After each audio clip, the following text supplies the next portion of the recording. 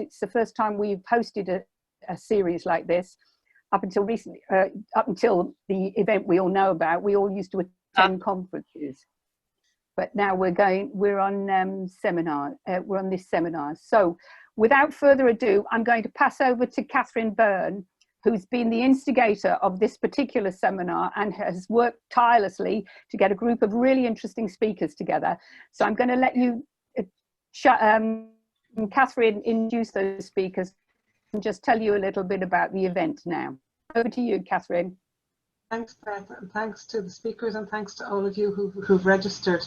For those who don't know about Maths Week Ireland, it is an all-Ireland event and it has been going for, I think, 15 years, and it is coordinated by a series of universities and Waterford Institute of Technology and other institutes, further education colleges, primary schools, secondary schools, and it has been very supportive to us in the prisons as well. It has, last year, when it was the last real face-to-face Maths Week, there was about 400,000 participants, including schools, school children and people in third level.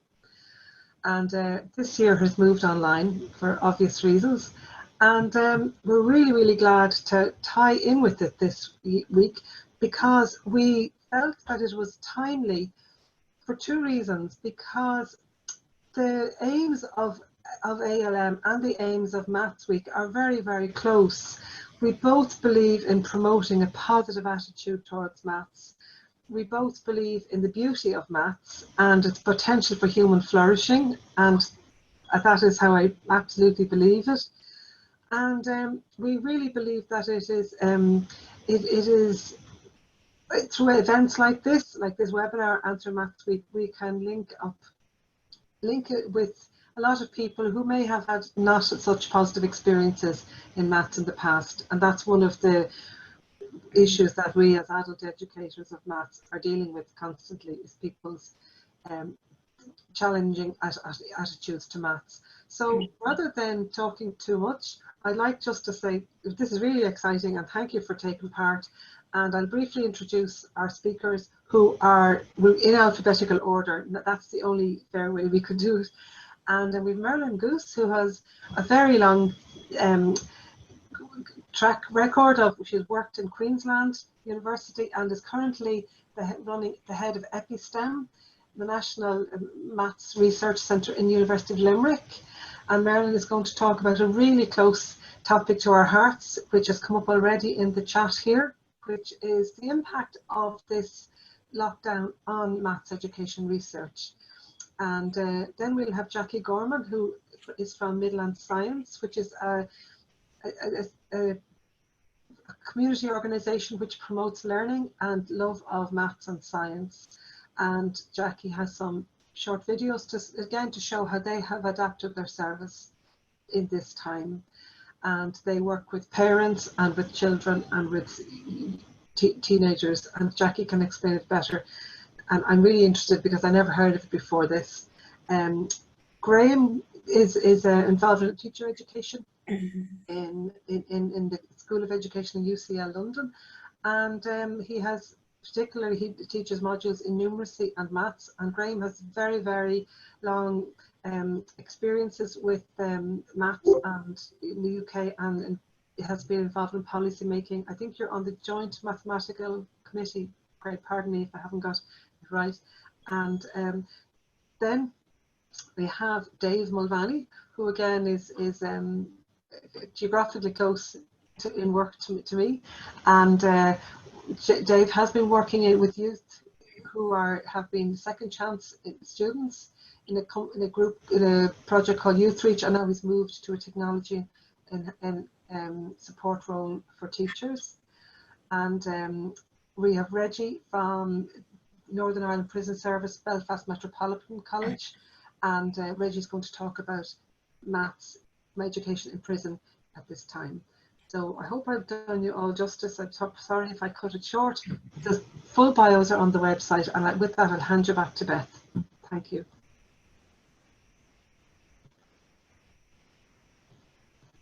You're on mute, Beth.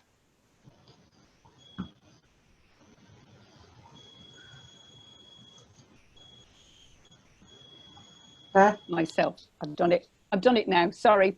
I was just about to say, somebody said, could you ask everybody to mute themselves, but I included myself in that, so that was a mistake. Right, okay, without further ado, I'm going to go over to the speakers now, and I'm going to use the same order as Catherine. So if Merrilyn, I could ask you to start us off, please, and talk a little bit about what your experiences were. What was different about teaching mathematics during lockdown, and what was the learning in your particular context? Thanks, Beth, very much, and hello, everyone. Well, my situation, as you've heard, is a little bit different because most of my job in the university involves doing research rather than teaching. So I didn't have to suddenly change my teaching approach to everything is online. So maybe you're thinking, well, what's the problem for me? What's changed? And it must sound like I lead a really privileged academic existence if I'm just doing research. But most mathematics education research is done in schools or similar education settings. And of course, the pandemic just put a stop to those research activities, at least in their usual formats. In Ireland, schools were closed from the middle of March until the end of the summer break in August. They're open again now, but there's social distancing, there's face masks, there's hand sanitizers, sanitizing desks and everything else. And of course, schools don't want extraneous people coming in doing research. So research does matter.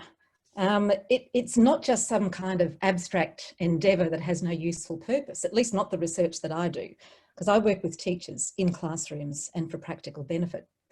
But rather than talking about my research, I want to tell a story about my PhD students. They are the vulnerable ones because they have a fixed amount of time to finish their degree, and many of my students are on scholarships that are going to expire.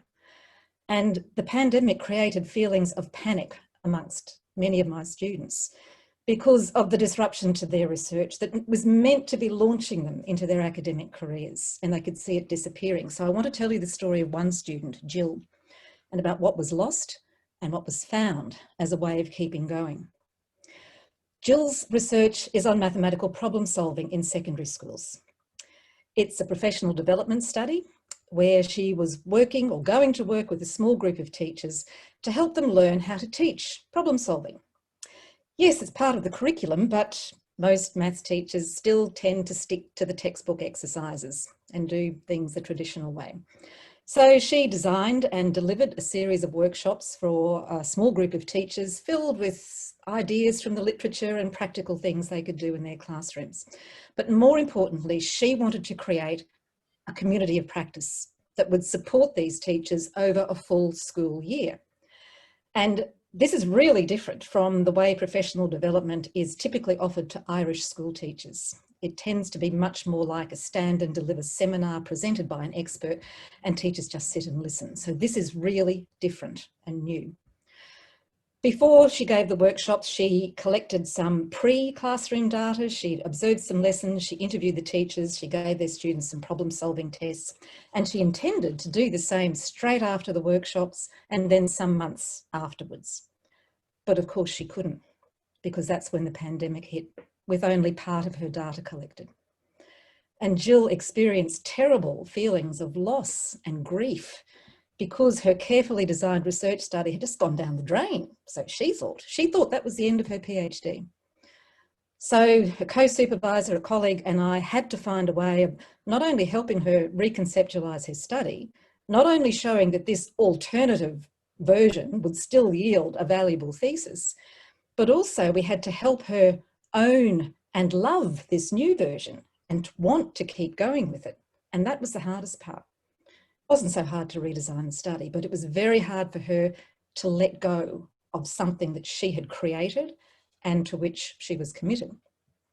Now, it took some time, but fortunately she has come to own and commit to the new design, which is more oriented towards creating a professional development framework for teaching problem solving that's informed by the literature and by policy analysis and by the data that she did collect. And this framework, we think, will be very valuable in informing alternative approaches to professional development that we hope will be taken up by national agencies and policymakers. So what have we lost and what have we found?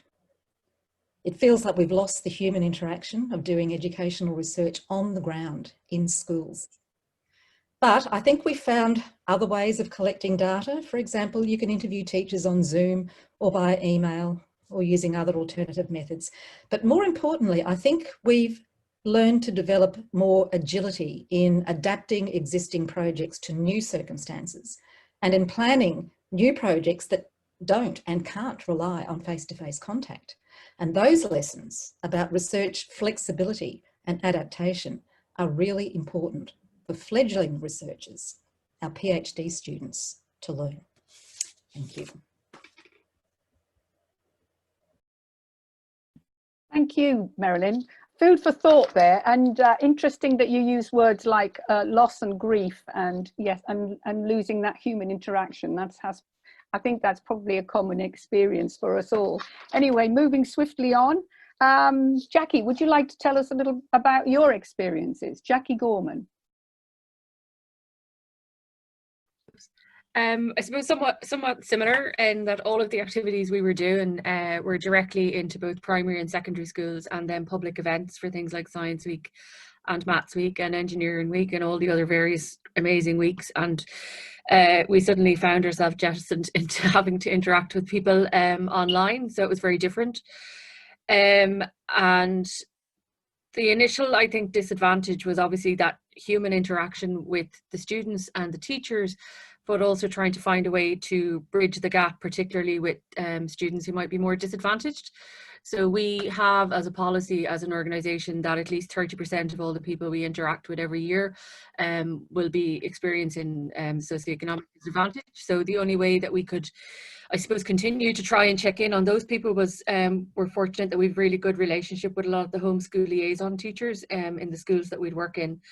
And I suppose technical issues as well, in terms of we had never really seen ourselves being in the position of having to do things online and to know about the apps that the students are using and to know about how to put videos together. So it was all a very quick learning. And while initially we did it quite quickly, and I felt, oh, you know, if you just produce a really snazzy video and put it up there, it'll be great and people will engage. But it turns out it's not that simple. So we've done some work with the Technological University in Dublin with Maeve Coleman on how you can actually get people to effectively engage online. And two really practical pieces of advice that she gave us that we're now trying out is that rather than thinking of it as being like a really passive experience, that really what you should be doing is almost like trying to build a community that people, you're almost giving them like a call out that says, go and try this out in nature or at home with your family or whatever. So you're almost like giving them a task, and then you're asking them to come back and share that with you virtually. So, you know, whether it's like an Instagram post or a tweet or something. So rather than them sitting down and watching a really nice YouTube video you've done, which is great, you're actually asking them to go and do something and almost like generate content themselves.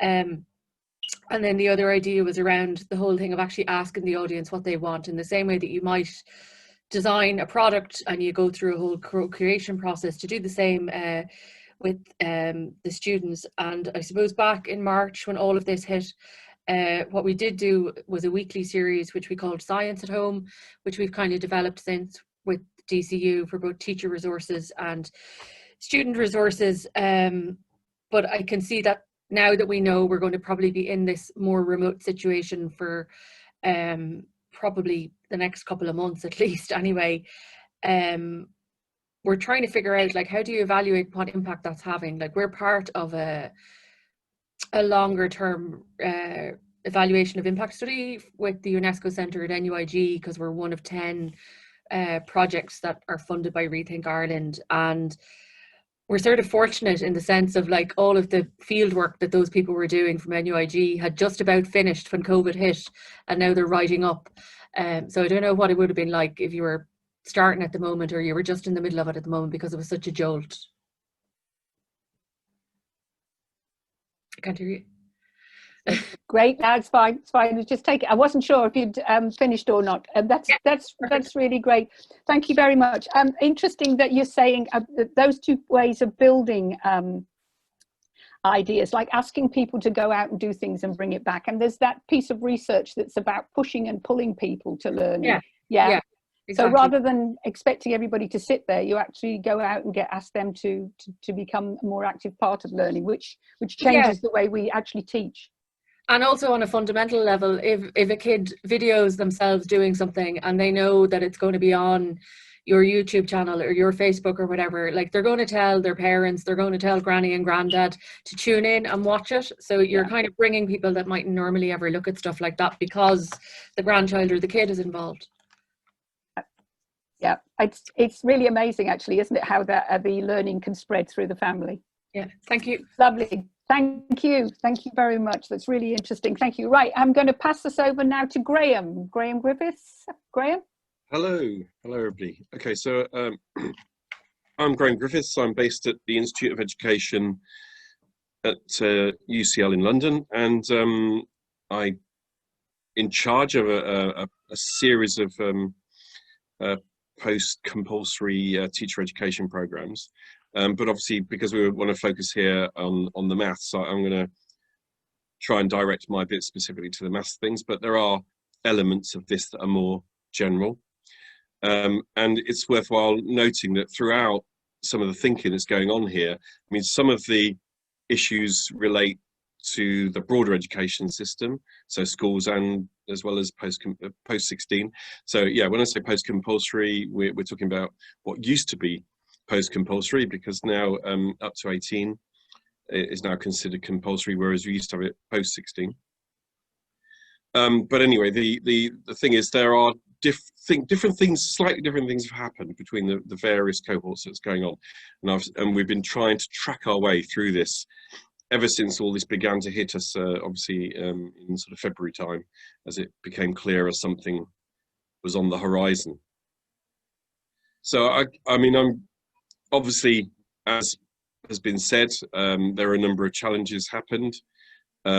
We had to move our own teaching online, and that was one of the things we had to deal with.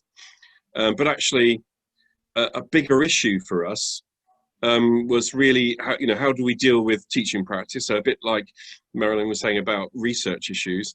I mean, these teachers that we were training were supposed to go out and teach, and there were problems there. Whether or not they could go, and if they could go, even whether we could see them. And then there were the issues of what we were going to assess. And this was all in relation to, this all had to be taken in relation to various guidance that was coming around. So there was guidance from government. Most of that was for schools, for example, and they were trying to say, well, basically, if somebody was what they called on trajectory to pass at the point that lockdown happened, then they should pass. But that raised some questions about what on trajectory might mean.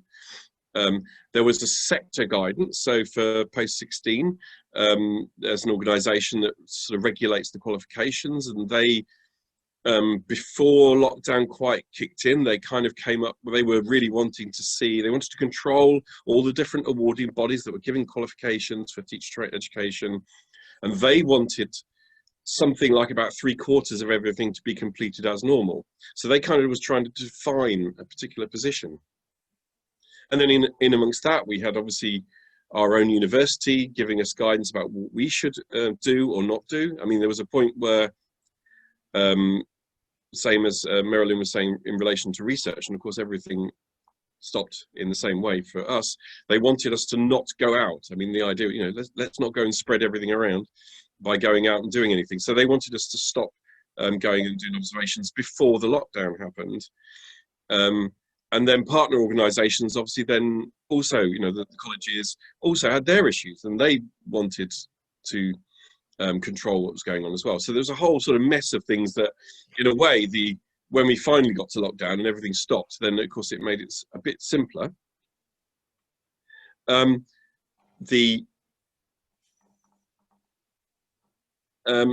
But of course it wasn't, in some ways it was simpler, we weren't going anywhere. But of course there were different things going on. So there were people who were able to teach because they could teach online. So lots of things moved onto line.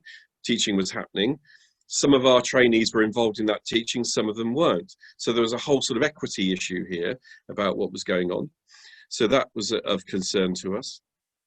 and how we map our way through that. For the school things, they decided they wouldn't observe any of those things.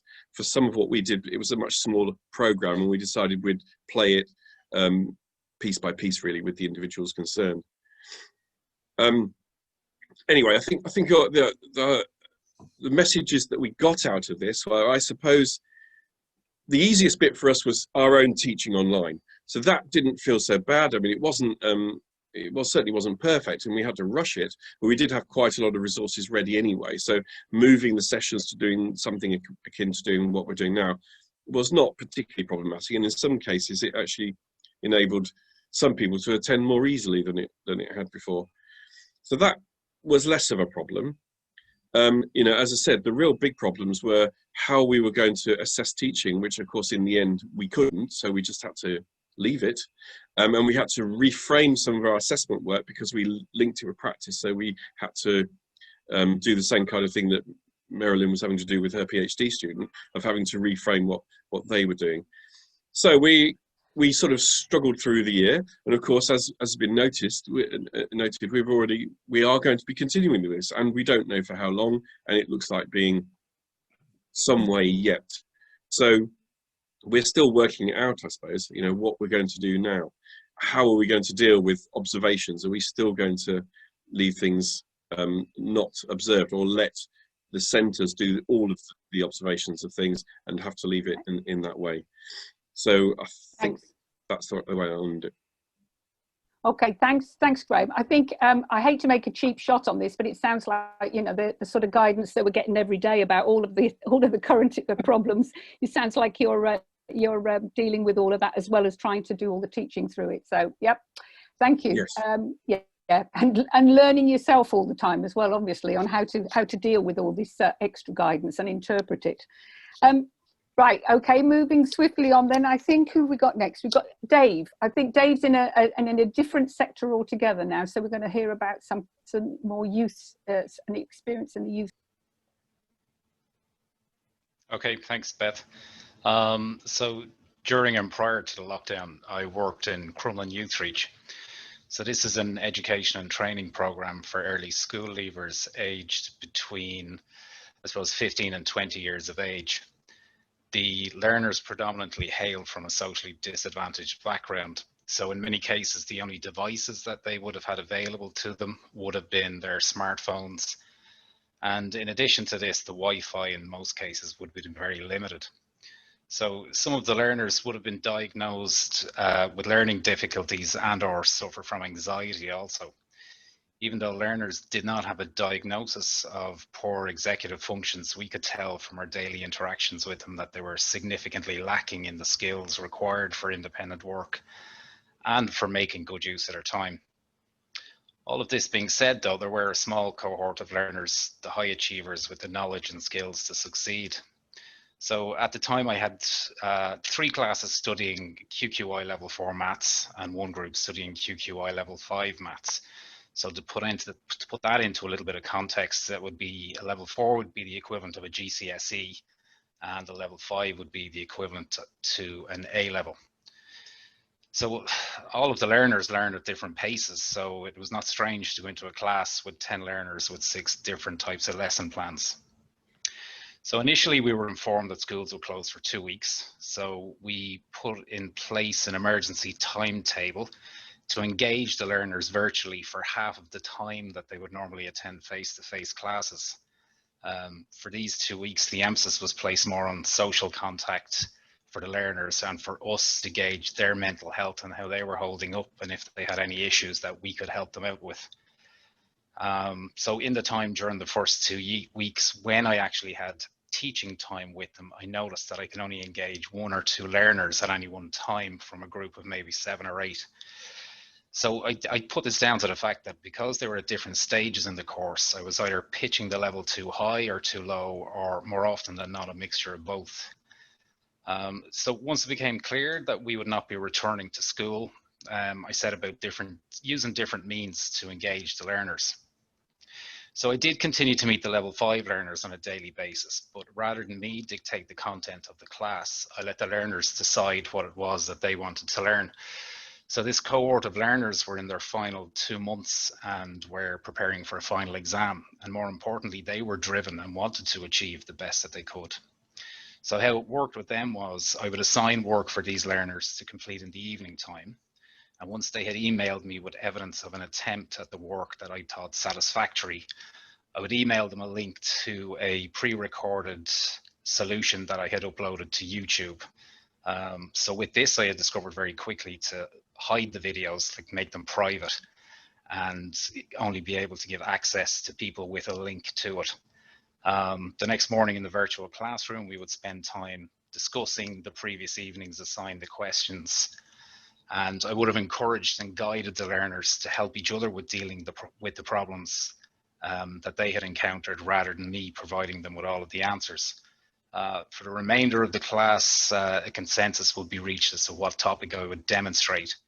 I had a crudely constructed visualizer that I could attach my phone to, and I suppose by signing into the Zoom class through my phone, I could share live demonstrations that benefited the majority of the learners. With the other learners that were studying level 4, I focused on a topic that none of them had encountered in any of my previous classes. So they were all starting, or we were all starting, on a level playing field. And I offered them 2 means of engagement using tell tools. So with the first one, or with the first way that they could engage, I had searched for instructional videos on YouTube.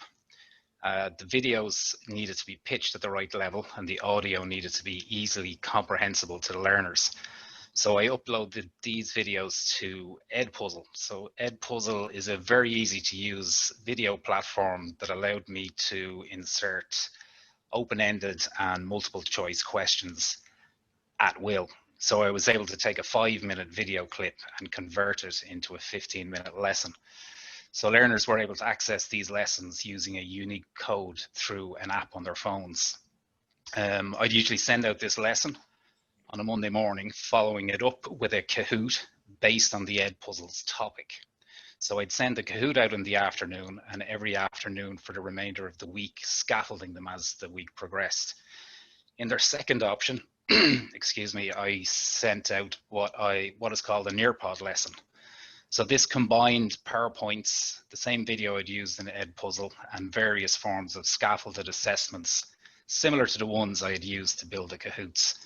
So this combined them all into one lesson. So, you know, learners could engage either through the Edpuzzle Kahoot method or with Nearpod. So all 3 apps collected data as the learners interacted with them.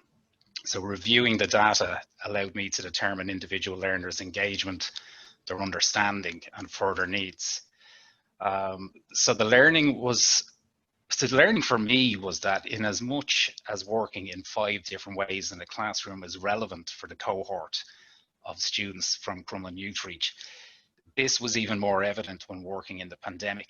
And I realized that my approach to and the deployment of the technology needed to be altered in the context of UDL to increase engagement.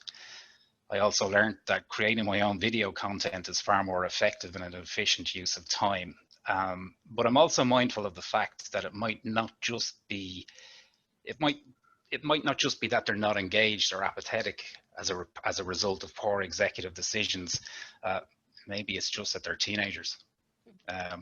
Thanks, Beth. That's me. That's fantastic. I think you'll have to do a whole lesson just on using those techniques that you've managed to develop over that period of time. I mean, that really is adapting your teaching to technology, isn't it? And building new ways of learning through technology. It's quite something. Yeah. I had hoped by using some of the gamified apps that it would engage them more. Oh, right. Okay. Well, that might be an interesting one to come back to on the actual engagement.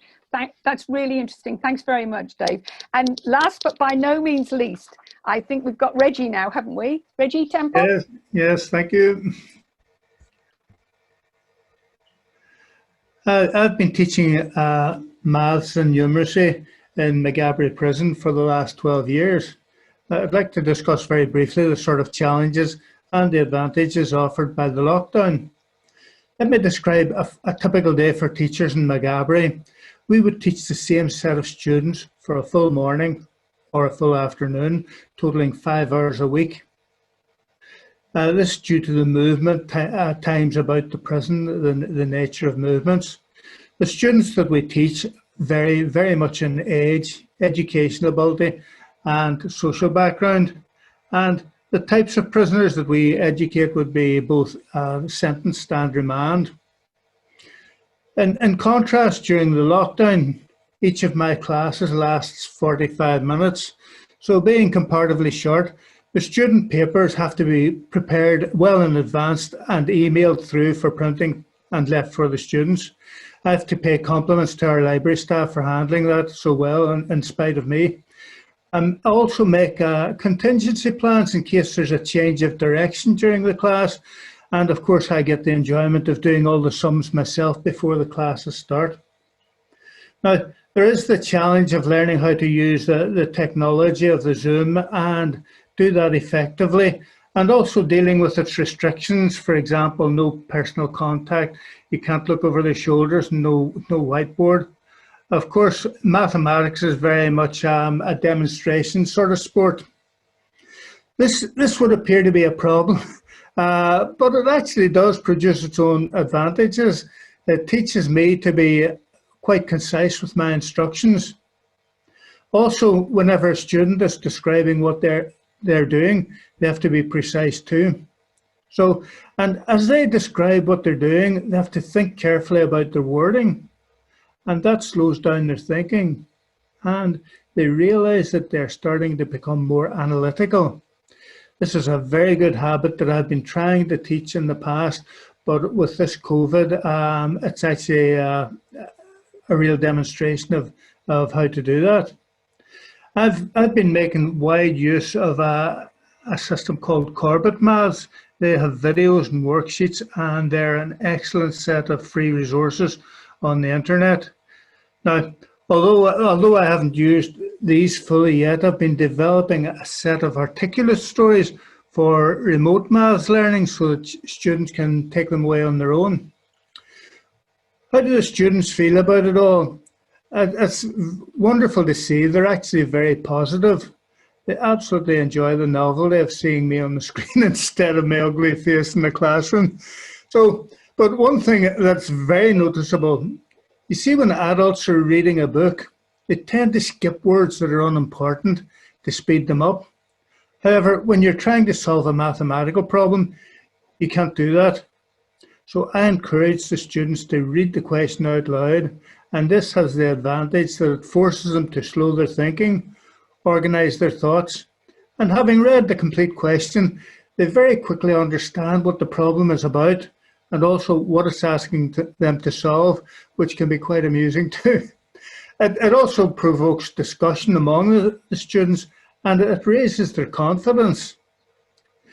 In our normal environment, it's wonderful to see that the strong students really do tend to help the weaker students. And this becomes absolutely invaluable because the stronger students become my eyes and ears on the ground there. And it's wonderful to see how they teach each other. Right, now, as well as the shorter lessons and the fact that there's so much less movement about the prison because of the severe restrictions, and of course fewer activities taking place, this is all imposed upon us by this COVID. That means there are fewer distractions during the daytime. So the students have a little bit more time in their hands. So something else that happens is that they actually ask for homework. This is quite irregular from my students, but whenever they do that, I give them the answers too. And it's wonderful because they mark their own papers. And one of the great learning tools in maths, as you probably realize, is that if you get something wrong, you can work back from the answer, and that's a great learning tool. So they offer me their feedback. They don't always lie about it, but it shows that they understand what they've learned. And also, so importantly, it demonstrates that they've retained the learning, and that's very important. Now, I have to say I've had good results in essential skills in GCSE this year through the calculated grades, but unfortunately one of the disappointments is that I would have preferred my students to have done the exams. The reason is they've worked hard and they really do deserve the finality and the exhilaration that comes along with having done an exam, even though maybe they may not agree with me on that. Plus, there is the opportunity there to practice exam techniques for their further studies. So thank you very much for listening to me and giving me the opportunity to talk to you. That's me finished. Thank you, Reggie. That was very interesting. I think especially your discussion around the use of language and how you get the students to read the questions and therefore try to develop their analytical skills at the same time as using their mathematics and their reading skills, of course, as well. That's really interesting. Yeah, very interesting. Thank you very much. Thank you. Right, everybody. I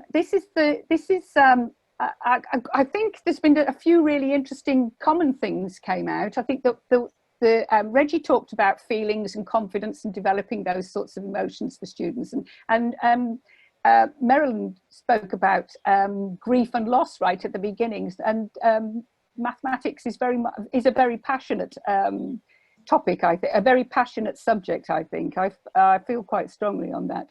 But I'm going to pass over to Marcus now. I think, Marcus, have you identified any questions that people have got from the audience? Would people in the audience like to ask our speakers any questions? Let me start off. I didn't get a lot of questions, but I do have a question based off a comment that Susan had made. She says, no unexpected opportunity for student teachers to have online teaching as part of their practicums. I was wondering, Graham and Merrilyn and others, should some type of virtual teaching be a mandatory part of teacher training in the future? I mean, I can pick up that straight away because actually it's really quite interesting, that follow-up, and it was something I did mean to point out, but it drifted away from my memory.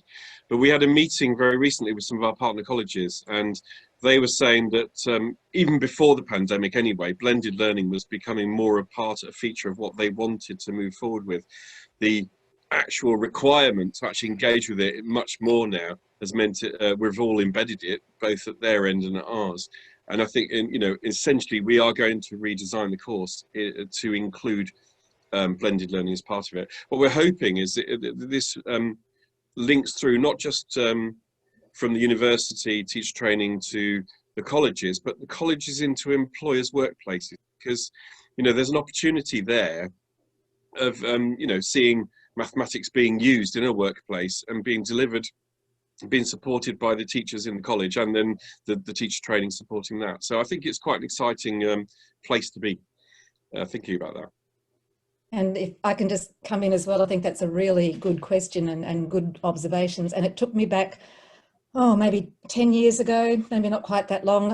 I was head of the School of Education in Brisbane for a while, and running the secondary teacher education program. And like most universities, it was often a challenge to find places, school placement for the students.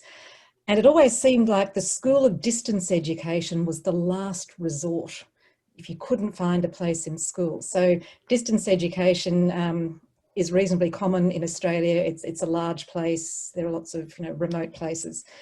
So I went out to visit the Brisbane School of Distance Education because they said, we're doing amazing things, come and see.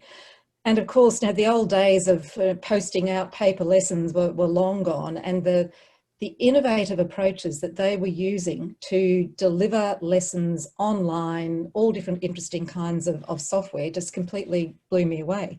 And of course, the students that they were teaching were not just those who were geographically remote. There were people in prison, there were people in hospitals, there were lots of students who'd been excluded from schools for all sorts of reasons. So they wanted to get student teachers coming in there to learn mainly all sorts of curriculum design skills and online delivery skills. So it seemed to me that this was like a real hothouse of innovation and a great place for student teachers to go. And that was quite some time ago. So I think the pandemic has highlighted some areas of innovation that maybe we've forgotten about for a while. Could I ask one more question, since I have the floor? In the US, there's kind of a debate about the value of virtual versus in class. We've even had some university students suing the universities because they paid a full tuition and yet they feel like they didn't get the full experience. I also had, when we had to switch to virtual midstream last spring, I had students that just showed a lot of resistance. My theory is that students like to just come and sit and listen. Virtual has the advantage, as Reggie pointed out, I think, of trying to, and others pointed out today, of getting the participants engaged. But I personally found that kind of difficult to do. Is anybody else dealing with the value of virtual versus in class? Sure, I could speak to that. This is Judy Larson. I also had I teach it in a university setting within teacher education as well as upgrading, and which is sort of adult basic education maths. And there was a huge shift for me because I felt like with the physical classroom community in the spring, when it was very, blossoming, and it had a lot of sort of creativity and engagement happening in the class. And then when they went online, they kind of just became very silent and didn't really want to engage in that space. And I think there's something about the nature of the medium that shifts the way we act in it. But I'm still exploring that because I think, it changes when the expectation is that it's going to be in class, and then there was that sudden shift to online. That was, a different experience than if a student is registering knowing that they are going to be doing it all online. So I feel like that's going to evolve with the student base becoming more comfortable, I guess, with it. I also want to add to that point about teacher education. I just finished a course, a math methods course with for secondary math teachers, and because we're all online, they by default have to learn how to learn about teaching through the default online mode. And so it was interesting to see them do their sort of mini teach presentations at the end using all of this technology. And just in doing that, I think it gives them that experience. And I could see that being a valuable thing to continue in years to come when, perhaps it'll morph into some physical and then some online sort of hybrid modes as well. So yeah, nice point. Yeah. It's a good point, actually. It's about that. There's a whole load of research around people developing their pedagogy through media, and it's called, and it talks about humans with media rather than using media. It's a co-action between the two. Right. Yeah, developing together. Brooke, I think, wants to ask a question or say something. Brooke? Hello, I wanted to add something to the conversation. So also in the States, we are doing some face-to-face instruction with masks, and I have noticed that students are not as engaged because of the mouth covering. And I didn't know if anybody else had experienced that with any face-to-face teaching, that the mouth covering is like it's like you can't see your mouth, so I don't have to talk. I experienced that in some Pro D that we were leading that was actually physical face-to-face, but because everyone had their masks on, the energy just wasn't quite as good as it normally would be in that sort of setting. So it's interesting. Yeah. Great, thank you. Thanks very much. Mark, have we got any other questions or points to come through? Has anybody else got anything in terms of their own? Oh, sorry. I was just going to say, I don't see any of the questions in the chat box, but I would point out that Susan, Jackie, Beth, and Jenny have made some comments, and some included some links that might be worth looking at. You can save the chat to a file if you see the file thing at the bottom of the chat there. So if you want to, once we end the meeting, if you still want to have some of these links or comments, you can save those, or you can also copy and paste. But I guess now just be open to anybody who has a question. I was going to make a point, which was that one of the other things that has happened. So I'm also working with some teachers in schools at the moment as part of a particular project, and we're not able to go in and observe them obviously at the moment. So that's interesting. By the way, I'm not aware of anybody using face coverings in classrooms here. Yeah, by the way, what has been interesting is that normally we do an observation, but because we can't do that, we've been having pre and post meetings of an observation that will be observed in the classroom.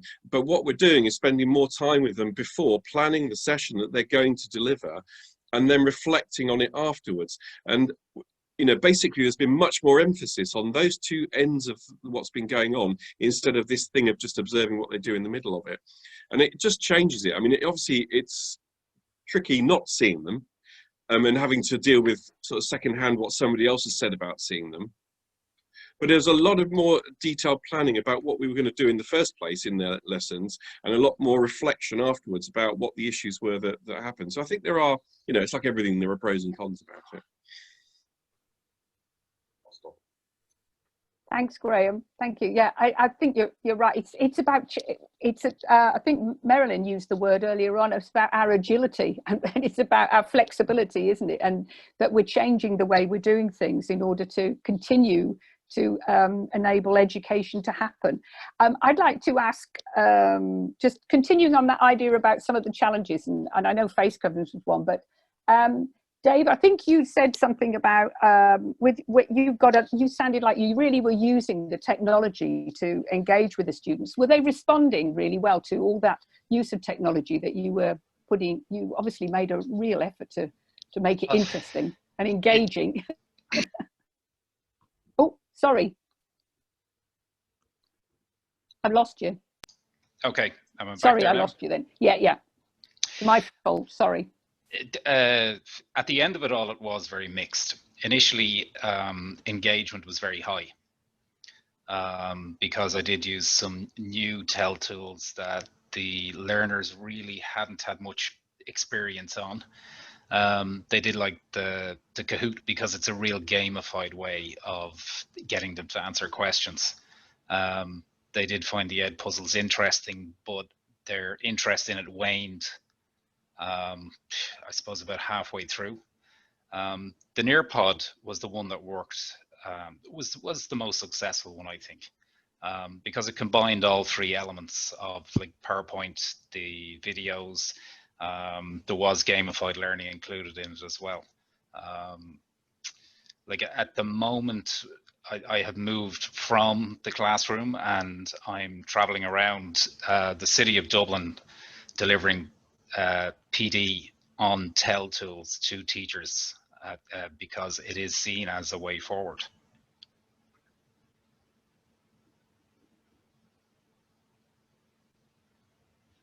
I think I'm lost here. Beth, you're muted.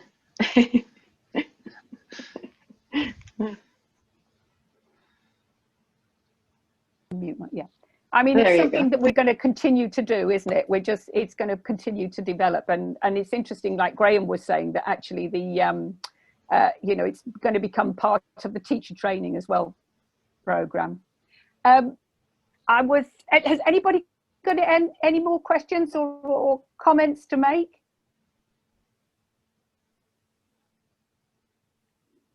Just with Beth, maybe I have one comment to make. One time, this is years ago, I was a dean at a community college, like an FE college in the UK, and had a student, or I had a responsibility to observe faculty, and I had somebody who was teaching an online class, and I tried something. I did an online observation. I could go into the learning management system that we were using, and I could see in the discussion board, I could see when students asked questions. It was all asynchronous. I could see when students asked questions. I could see how long it took for the faculty member to respond. So maybe there's some way to still observe in some cases without being in person.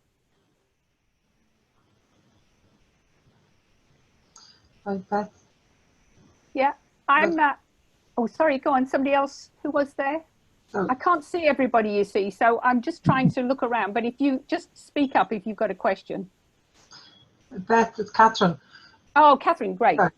Can I just comment that on the discussion and just thank the presenters, but I'm also struck by the amount of what we have in common. I mean, this is just a snapshot of what went on at this period in Ireland and the UK, and I'm just fascinated by the amount of shared experiences that people across the world have had. It's almost like a different type of evolution, you know. Yeah. Like we're all evolving and coming to great learning without being in touch with each other, and this is a lovely opportunity for us to share that. So that's what I wanted to say. Thank you. Yeah, I think that's such an important point, actually, that we are. It's a sort of another. It's like an educational revolution, really, in some ways, isn't it? Because it's really making new demands on the way we teach and the way our students learn. In fact, I'll pick up on that point you made, Catherine, about saying thank you to the speakers. I found all of the speakers really interesting today, really different, very different aspects of teaching adults. And that's one of the things I've always loved about working with adults, is the contexts can be so different. And some of the problems can be different, but some of them problems can also be very similar. And some of the satisfactions when people are, you're enabling, helping people to learn, and when they're realizing their own potential is just magnificent. So I think it's just been really interesting to listen to that those diverse contexts today and the challenges. Just before I go, would anybody else like to make any final comments? I would. Yeah. Yeah. Oh, Jet. Yeah. Sorry, I wasn't able to find how to put my hand up, so I had to speak out. That's yeah, I'd like to ask a question on behalf of a mythical, modestly endowed colleague in terms of familiarity with online resources. I listened with great admiration to what Dave and Reg, amongst others, talked about using various kinds of resources. And I should say, first of all, that I've been amazed by the way the teaching force in the institutions I'm familiar with have responded to heroically to the changed conditions that were shock applied in March in most countries. So I guess I should say that I've retired now. So I'm sort of speaking on behalf of these other mythical colleagues, but I think that there is an issue for me about what to do if one isn't so familiar. And I don't know if there's an answer to that. I mean, the answer might just be, well, you've got to get familiar. But I'd appreciate any views, if there's time, from anyone really, but especially the two colleagues I mentioned.